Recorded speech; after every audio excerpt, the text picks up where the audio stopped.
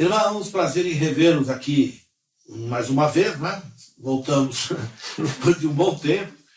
E o culpado não fui eu. Você conhece a história, ela começou lá no L, e o culpado não sou eu. Bem, não, Deus nos deu um período aí de descanso, um período de sossego, embora não haja sossego nesses tempos tão, tão esquisitos, estranhos, que nunca nenhum de nós pensou em viver.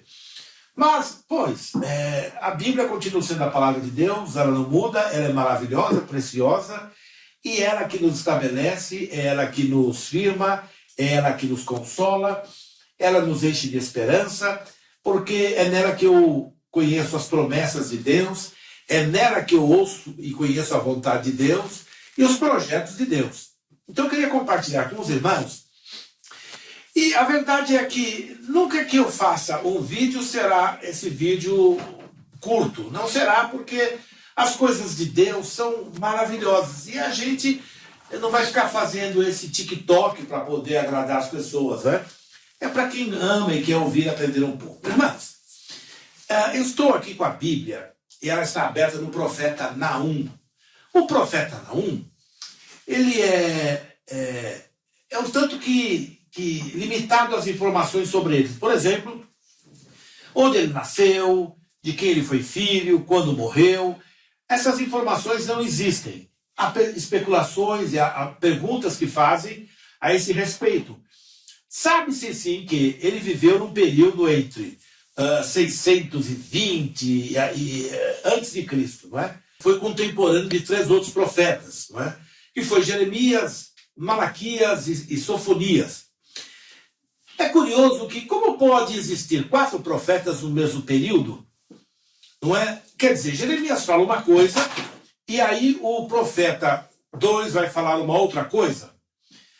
Seria estranho isso? Ou o profeta Jeremias fala uma coisa e o profeta não fala a mesma coisa para confirmar a palavra de Jeremias? Não. Quando Deus manda a palavra, você deve aceitar ou não, você crê nela ou não. Deus não mandará uma outra pessoa testificando a palavra do primeiro, porque se ele o fizesse, ele invalidaria a palavra do primeiro, e Deus não faz isso. Mas então por que 4 profetas no mesmo período? Porque cada profeta tem uma mensagem. Por exemplo, nós vemos em nossos dias, eu ouvi alguém dizer na internet que existe um perigo aí, que eu não entendi muito bem o que eles disseram. Um autor americano escreveu um livro sobre o que eles chamam de hipergraça. E eu ouvi alguém comentar que é um perigo muito grande, essa hipergraça é perigosa. Eu comecei a sorrir, eu falei, bem, quem é essa pessoa que acha que pode delimitar a graça de Deus? A hiper, mega, plus, super, não é? Amazing, awesome. Como que é isso? Como que você pode dizer, é possível eu conhecer o tamanho da graça de Deus? Não, nem eu, nem ninguém. Então, a palavra supergraça é uma palavra ruim, quer dizer, eu não sei, eu não li o livro, mas o que eu ouvi a pessoa falar é que ela fala muito do amor, da bondade, da misericórdia de Deus, sem colocar no crente, deveres, obrigações e assim por diante. Bem, uma pregação é a graça, a outra são deveres e obrigações. Então, cada profeta fala uma coisa. Então não há perigo em o homem, eu não conheço, eu não sei nem quem é, falar da graça de Deus. Então, se o outro se acha afrontado, ou se ele se sente exposto, ou perde a segurança sobre as suas ovelhas, não é? Porque todos querem manter as ovelhas debaixo de um tacão satânico de medo. Não é? Porque o medo faz com que as ovelhas executem e façam aquilo que os seus líderes mandam. Irmãos, está na hora de nós todos tomarmos vergonhas na cara e pregarmos não o que os líderes dizem, mas o que a Bíblia diz, o que Deus fala a respeito. Não o que a escola profética A, B, C, porque o que existe no mundo são essas coisas. Por exemplo, nós temos uma igreja em que o líder, o fundador da igreja morreu, não é? E ele diz que Jesus foi para o inferno pagar o resto dos problemas, porque na cruz não foi resolvido. Esse líder é o irmão Kenneth Hagin, que eu reconheço como irmão, e aqui eu não estou falando mal do Kenneth Hagin, estou dizendo que ele errou aí, errou com certeza. Porque na Bíblia eu leio que o Senhor Deus, através da boca de Davi, falou assim: não deixará minha alma no Seol. Então, por favor, não coloque a alma do meu Senhor Jesus no Seol. Quem é você para fazê-lo? Se a Bíblia diz que o poderoso Pai Celestial não o fez. Então aí ele criou uma igreja, enfim, uma organização, e ele diz: olha, a salvação se perde. Mas aí tem uma outra igreja que foi formada por um rapaz chamado João Calvino, e eles dizem que não, salvação não se perde. E o crente comum nunca sabe qual que é. Aí surgem programas de rádio e televisão para discutir. E põe dois dessas figuras estranhíssimas, esquisitas, debatendo um assunto. E no final ninguém sabe zorra de nada. Não sabe se perde afinal ou se não perde. Não é? É só disputa de ego, é só projeção da alma, de academia, que não presta para nada a não ser para confusão, para perturbação do bem-estar social da vida cristã. O apóstolo Paulo diz que ele temia que, assim como a serpente enganou Eva, introduziriam-se pessoas que enganariam, não é? E tirariam os crentes da simplicidade de Cristo. Nós criamos, na verdade, a academia. Então, para você imaginar, pensa-se assim, que para conhecer Deus, eu preciso ir para a faculdade, pós-graduação, fazer PhD em teologia nos Estados Unidos. Aí eu vou conhecer Deus. Eu quero usar uma palavra muito simples para você. É muito mais fácil você conhecer Deus à tua cara do que lá nos Estados Unidos na academia. Porque a Bíblia diz, e Paulo falava o seguinte: olha, esta carta que eu vos enviei, mande também para a casa da irmã fulana. E da irmã fulana, manda lá para Laodiceia. E naqueles tempos o povo não tinha nada de escolaridade, não tinha nada de muita instrução. Mas todos eles poderiam ler a carta e entender. Ora, irmãos, a palavra de Deus é espiritual. Se você não tiver o Espírito Santo, você não vai entender. Não é? Você vai ser uma... Na verdade, a Bíblia sem o Espírito é uma leitura chata. Mas com o Espírito Santo é um manancial de água e de vida. Então, quando você é seduzido, não é, por essa estrutura religiosa que diz que você tem que estudar com eles, e aí você fica perturbado. Com eles quem? Qual deles? Porque são dezenas deles, né? Tem o seminário da igreja A, que diz que são 3 deuses. E se você não acreditar nisso, você é maligno. Aí você vai para outro lugar, tem o seminário da igreja B, e ela diz que há um só Deus, e quem crê em 3 é maligno. E aí, quem está certo? Como você pode saber isso daí? Eu quero dizer a você simples o seguinte: não creia em nada que Deus não te fale o coração. Leia a tua Bíblia. Quando você ouvir uma pessoa, é certo que tem pessoas que têm habilidade, como Apolo, para falar e seduzir, não é? Mesmo que não tenham o Espírito, foi no caso de Apolo. Mas o fato é que o Apolo, ou o tipo Apolo, estão no nosso meio. Eles pregam bem, são pessoas talentosas, pessoas com recursos maravilhosos, pessoas até bem intencionadas. Mas de boas intenções o inferno está cheio, creio eu. Não interessa se eu estou aqui bem intencionado ou não, mas se aquilo que eu digo procede ou tem a ver com a Bíblia, tem a ver com a verdade, ou é só uma interpretação que eu recebi da minha organização religiosa.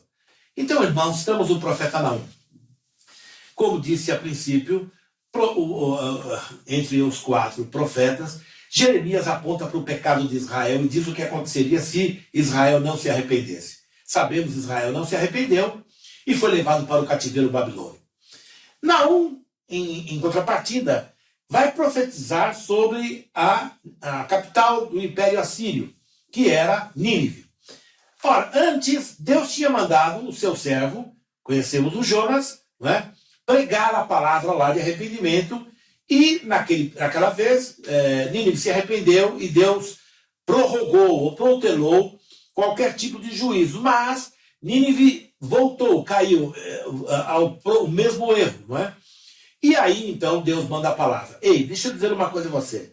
Eu ouço pessoas dizendo assim, não, Nínive se tornou uma cidade prostituta, cheio de idolatria, cheio de feitiçaria. Qual é a cidade do mundo que não tem isso? Jerusalém? Olha, eu vou dizer uma coisa a você a respeito de Israel. O profeta Ezequiel, na sua profecia, ele fala da passeata gay. De tal maneira que ele fala até das bandeiras coloridas. Está lá. Fala até daqueles palanques que são chamados de... esqueci o nome agora, onde ficam as pessoas no carnaval. Camarote. Camarote, obrigado, irmão. Camarote. Então, o profeta Ezequiel fala isso claramente. E o profeta Ezequiel diz assim, que Israel, preste atenção, nem as nações em volta de Israel praticaram a desgraça que Israel pratica. E o judeu arrogante acha que não. Ora, procure um país naquela região da Ásia Menor, do Oriente Médio ali, em volta do Mediterrâneo, que tem uma passeata gay. Você só vai encontrar em Israel. Então, ouça, se você pensar em cidade do pecado, ora, cidade de Las Vegas tinha que ser destruída, Rio de Janeiro tinha que ser destruído. Essa mentalidade legalista ofusca o que o profeta está dizendo.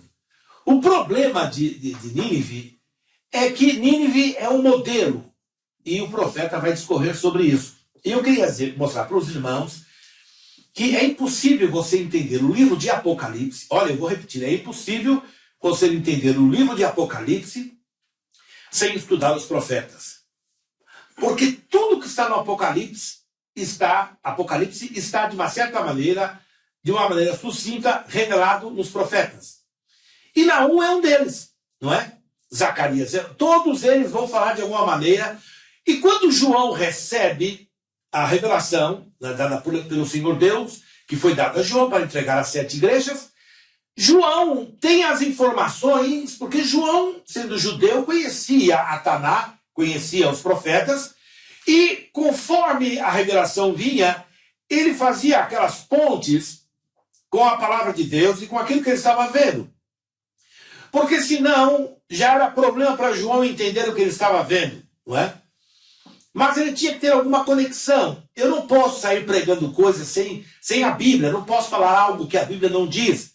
E eu não posso dizer algo que a Bíblia também não diz, ou que ela diz, eu tenho que me ater àquilo que ela está revelando. Se ela diz que se ela não diz nada, ficamos nisso. Então, o profeta Naum é um deles. E eu queria falar com os irmãos a respeito do profeta Naum. Eu gostaria de lê-lo todo, mas é bastante longo. Então eu queria dizer o seguinte, olha que a introdução dessa profecia, ela não apresenta o profeta, ele não fala que ele é fulano de tal, filho de ciclano, que profetizou nos dias do rei tal, ele não fala nada disso, ele vai na veia, ele bate na emenda, ele fala assim, peso de Nínive, Nínive capital da Síria, ele diz, livro da visão de Naum, o Eucocita. Irmãos, ninguém sabe, até hoje não foi descoberto onde é esse lugar. Algumas pessoas imaginam que Naum vem de Cafarnaum, ou Capernaum, como diz Cafarnaum, como eles dizem lá no Oriente, mas também não se sabe. Se imagina que ele devia ser da Galileia, porque é da Galileia que a pessoa vai para aquela região, entrando na Síria, Damasco e assim por diante, no norte de Israel, que é a Galileia, aonde você desce das colinas de Golã, no sentido da Síria, você vai encontrar os caminhos que levam, então, ao Oriente. Bem, o Naum, ele recebe uma revelação de Deus, e essa revelação de Deus está mostrando o livro da revelação, o livro do Apocalipse, em seus detalhes. Então, eu queria só pontuar uma coisa, que é o seguinte, Nínive é a capital do governo mundial, é um império, Nínive é um império, Nínive representa o governo humano. a totalidade do governo humano. Quando Deus manda Naum a Nínive, você podia pensar assim, por que ele não mandou também para o Egito? Por que ele não mandou para as outras nações? Para a Líbia, para a Etiópia, para a Turquia? Por que exatamente para Nínive? Porque Nínive é um modelo, é um símbolo, representa. O que é que Nínive representa? Representa a velha Babel, aonde Nimrod, o velho assassino, caçador ali, não é caçador de bicho, é caçador de homens. Então, onde o Nimrod diz o seguinte, ouça aqui, ó Deus, nós não queremos conversa com você, nós queremos que você retire suas ataduras. Ataduras são aquilo que liga, aquilo que mantém a pessoa com os seus ferimentos guardados para que não haja infecção. Nós não queremos as suas ataduras, os seus limites, ó Deus. Nós não estamos dispostos a ficar debaixo do teu governo. Nós aqui fundaremos este partido, e o partido de Babel, e nós reinaremos, e nós não queremos que o Senhor nos espalhe por toda a terra. Irmãos, eu quero dar uma afirmação a você. Você que está todo assustado com a chamada nova ordem mundial, eu afirmo, eu, Horácio, servo de Deus, afirmo com todas as palavras que o diabo não vencerá nada, e que as nações não deixarão de existir, e que o nacionalismo não deixará de existir, e que o governo globalista perecerá, e o Brasil será uma nação eterna, e muitas nações, com algumas exceções, viverão para sempre. Por que eu digo isso? Porque quem as fundou, quem as criou, foi o todo-poderoso Criador dos céus e da terra, a saber, o Deus de Abraão, o Deus de Isaque e o Deus de Jacó. Não foi nenhum outro, foi ele. Então, se alguém pensa, olha, o governo mundial vai tomar posse de tudo, não vai tomar posse de tudo, vai tomar posse de uma parte, mas perecerá em pouco tempo. É o que a Bíblia nos ensina. Então, o profeta Naum é levado a profetizar esses dias. E eu queria apenas, eu não vou ler tudo, eu acho que você pode fazê-lo aí na sua casa. Mas eu queria ler um versículo para sintetizar alguma coisa aqui. No versículo 11 diz assim, de ti, olha o que diz aqui, saiu um só, que pensa mal contra o Senhor, um conselheiro de Belial. De quem será esse que sai da região da Assíria, que ele é um conselheiro de Belial? Para quem não sabe, conselheiro é aquele que mantém a cabeça pensante, aquele que delibera decisões. É o conselheiro, é aquele que orienta. Tá certo? Esse cara aqui, ele é o orientador de Satanás. Ele sai da onde? Da Assíria. Por isso que afirma-se que ele é o assírio, inclusive. Porque é isso que a Bíblia diz. Então, irmãos, compreendam uma coisa. O profeta Naum falará sobre a grande tribulação que ocorrerá nos últimos dias. Quando chega, se eu não me engano, deixa eu achar aqui, no capítulo 2, é que diz assim, porque o Senhor, verso 2, trará outra vez a excelência de Jacó, como a excelência de Israel, porque os que despejam, os despejaram e corromperam os seus sarmentos. Olha, o Senhor Deus está dizendo aqui algo que nunca aconteceu, que ele restauraria outra vez a glória do povo de Israel, ou a excelência, não é, de Jacó. Dizendo o seguinte, que, ó Israel, você tem sido massacrado, você tem sido perseguido pela história fora, mas agora a sua excelência virá. Isso aponta necessariamente para a tribulação, que é chamada na Bíblia de o tempo de angústia de Jacó. Então, o profeta Naum está falando sobre o Apocalipse. E ele dá os termos aqui do que vai acontecer, do que aconteceu. Eu estou resumindo o máximo possível para fazer esta exposição do texto bem sucinta, bem rápida, para que depois você deve lê-la e observar todos os textos, não é? E pensar a respeito, ao dizer, não é, o Senhor Deus, a respeito da beleza de Nínive. Mais tarde, eu quero localizar aqui, onde fala que Nínive é uma cidade onde tem todo tipo de joia, todo tipo de riqueza, todo tipo de madeiras honoríferas. E, curiosamente, é a mesma coisa que diz o livro do Apocalipse. Então, o Naum está dizendo o seguinte: esta cidade vai ser saqueada. Irmãos, entendam, a única cidade hoje que se encaixa nesta descrição, hoje é a cidade de Meca. Por que Meca? É uma coisa que os cristãos deviam ter mais conhecimento sobre essa cidade. Ela é uma cidade fabulosa. Ela é uma cidade belíssima, linda. Ela é toda adornada nas ruas de ouro. Ouro e pedras, pedras preciosas. Quando a gente pensa em pedras preciosas, a gente só pensa em rubi, diamante, assim. Não, pedras preciosas são pedras caras, pedras raras. Não há um prédio na cidade de Meca que não seja totalmente forrada com os mais ricos e finos mármores. Até os divisores, não é, de livros que tem são todos feitos de ouro. Você anda pela rua e você vê acabamentos de ouro. A cidade toda é adornada de ouro. Ela é enorme. Ela mantém um culto dioturno.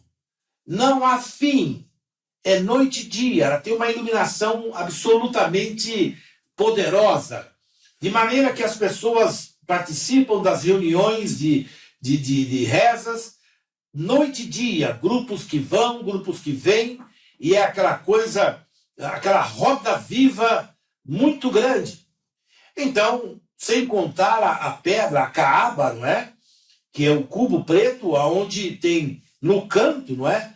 A pedra que veio dos céus, não é? Que ao estudarmos sabemos que é a mesma Diana dos Efésios, que por acaso, não é por acaso, a adoração também é a mesma. Por exemplo, o que eles diziam, tá, em Atos, sobre Diana dos Efésios? Que Diana era grande, salve Diana, a grande Diana dos Efésios. E curiosamente é o que se fala hoje, Alá Akbar, uma coisa assim, que quer dizer Alá é grande, é a mesma adoração. E é curioso que o símbolo, se você vê-lo, você verá que é o símbolo do órgão sexual da mulher. É curioso isso. E os homens são levados aí nesse lugar para beijar e para adorar e para botar as mãos. Como um culto estranhíssimo, não é? E eles dizem que Deus, que Alá abomina a idolatria. Bem, se ele abomina, por que eles adoram aquela pedra preta, aquele meteorito, não é? Eu não sei por quê, mas eu sei que Meca é isso, não é? Então, dá a entender que Naum tem a revelação desta cidade, que o Apocalipse vai chamar de a Grande Babilônia, não é? Caiu a Grande Babilônia. Então, irmãos, quando você lê o profeta Naum, leia com atenção e procure fazer conexões com o livro do Apocalipse, e você ficará bastante maravilhado de que o Apocalipse é na Taná. É o Apocalipse muito assim exposto no Antigo Testamento. Diz como será a mortandade. Diz a quantidade, Naum dizendo, diz quantos mortos morrerão ali. E Apocalipse diz a mesma coisa. E você continua lendo o livro e você descobre que Naum recebe a revelação de que o anticristo, olha que interessante, o anticristo conseguirá chegar até, olha que interessante, até os muros de Jerusalém. Muros esses, irmãos, que eu já estive em Jerusalém 3 vezes, esses muros são muros antigos. Não são muros que vão ser construídos, não são fortalezas modernas, não. Mas diz que ele chegará até perto do muro. E ao chegar perto do muro, o quadro reverte e eles serão destruídos.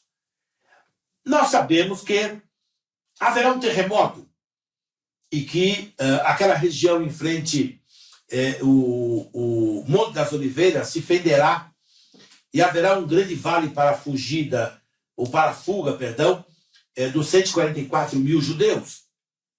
Nós sabemos disso. E o profeta Naum fala sobre isso.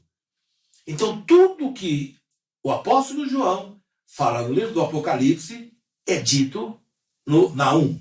Por que eu estou dizendo isso? Ora, irmãos, eu não posso interpretar o Apocalipse como eu imagino, como alguns imaginam. Por exemplo, não, o anticristo é o Papa.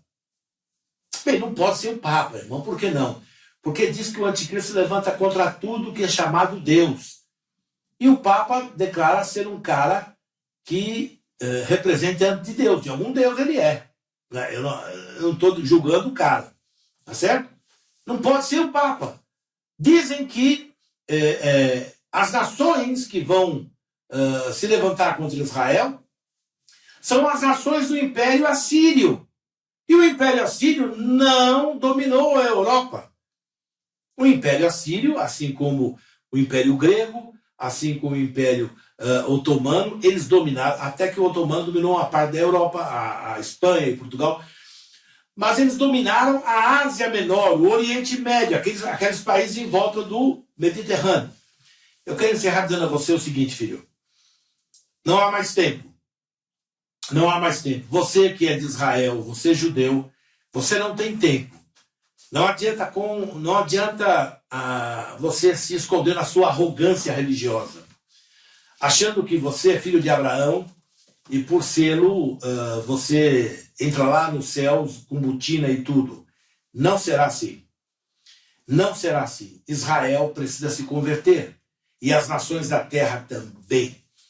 Israel não agrada a Deus hoje como não agradou nesses 2 últimos anos. Por isso vive essa história de sofrimento, de perseguição. A hora que Israel se consertar com o Senhor seu Deus, então vai acontecer isso aqui, que a glória, a excelência de Jacó voltará. Não voltou ainda porque Israel não fez a lição de casa. Agora, se Israel, que é o povo de Deus, e que nós que cremos em Jesus, o Cristo, fomos enxertados em Israel. Eles podem não gostar disso, mas é um problema deles. Nós fomos enxertados e nós não somos mais estrangeiros. Nós somos concidadãos dos santos, diz o apóstolo Paulo. E coerdeiros com eles do reino eterno. Agora, entenda uma coisa. Assim que você que olha e vê que Israel está sendo juizado, por que você coloca a tua confiança em praticar aquilo que eles praticam há 2000 anos estão sendo reprovados? Por que você que diz que crê em Jesus, você não crê de fato em Jesus porque você tem que fazer algum rito, alguma observância, não é? Algum sacrifício, alguma asepsia, alguma oferta. Você tem que fazer algum teatro, não é religioso, vestir alguma roupa, né? Um manequim, né? Um manequim que pode salvar. O manequim é um manequim. Você vai lá na loja lá e compra um talite. E você compra lá um kippah e tal. Amigo, sai disso. A Bíblia disse que Deus amou o mundo. Deus amou o mundo. Ele não amou Israel só. Ele amou o mundo. Ele amou a você e a mim. E ele amou de tal maneira, e isso não dá para dizer que é hipergraça. É muito mais do que hipergraça. Ele amou de tal maneira. Ninguém pode imaginar o tamanho disso, ninguém pode calcular a beleza desse amor, que ele deu o melhor dele, ele deu. Aí alguém fala assim, ele deu seu próprio filho, sim, esse é o texto, mas o fato é que ele deu a si próprio, ele se deu. Porque a Bíblia diz, João dizendo o seguinte, que no princípio era o verbo, e o verbo estava com Deus, e o verbo era Deus. E Deus se fez carne, o verbo se fez carne. Foi Deus que veio aqui reconciliar com Ele mesmo o mundo. Nós não temos saída, exceto através de Jesus, o Mashiach dos judeus. O Mashiach que já veio E ele não voltará como Messias, ele voltará como Senhor dos Senhores, Rei dos Reis. Profeta Naum mostrou isso. João mostrou isso. E você, falar o que de tudo isso? Vai praticar uma religiãozinha? Vai correr para debaixo da saia de algum ungidaço? Pedir a ele, sei lá, o que eles chamam de cobertura? O que você vai fazer com a verdade do Evangelho? Eu quero encerrar dando a você o seguinte, olha. A Bíblia diz assim, sem santidade ninguém verá o Senhor. Mas eles não te dizem o que é santidade. Porque a hora que você souber, você sai debaixo do domínio das garras dessas pessoas. Santidade é separação. Santidade é estar afastado de. Não é? Então, eu estou aqui em santidade. Não é? Agora mesmo, é sábado. E, puxa, está caindo a tarde. Tem aí um monte de coisa para acontecer no mundo. Oh, vamos num barzinho, vamos tomar um chopp, vamos comer uma picanha maturada. O que você acha, irmão? Vamos lá e tal. Bem, eu não estou lá, eu estou aqui. E o estar aqui é a santificação. Só que eles imaginam, foi colocado na cabeça de todos eles que a santificação é a ideia piegas, né, dos santos da igreja romana. Aquelas almas pálidas, sem sangue nas veias, como dizia o velho Lupicínio Rodrigues, sem sentimento e sem coração. Não é? E eles então imaginam que fazendo ou agindo como tal, com tons de voz, oh amado, oh querido, isso daí é uma nojeira, isso é uma podridão. Isso aí é uma capa fajuta da religião que não serve para nada. Santidade está em você andar com Jesus. Então, se você anda com Jesus, se você crê em Jesus, você pode, tem o direito de aprender com Jesus. Você tem e pode e deve ler a sua Bíblia e buscar da fonte. Deus me oriente, me mostre. Por certo, Deus o fará. Nós estamos nos últimos instantes antes do arrebatamento. Eu gostaria muito de continuar aqui, mas o tempo passou. Eu quero te abençoar em nome de Jesus, dizendo a você, meu irmão, firme-se na graça de Deus, amém? Ela não é hiper, não. Ela é mega, plus, awesome, ela é qualquer coisa que você não pode descrever. Se alguém tem medo disso, se jogue no chão e role. Porque a graça de Deus é a graça de Deus. Você não pode calcular, nem eu, nem ninguém. Agora, é claro, a graça de Deus não me torna leviano. A graça de Deus me estabelece. A graça de Deus me firma. A graça de Deus me move em direção a Ele. Que Deus abençoe você em nome de Jesus. Amém? A gente se vê.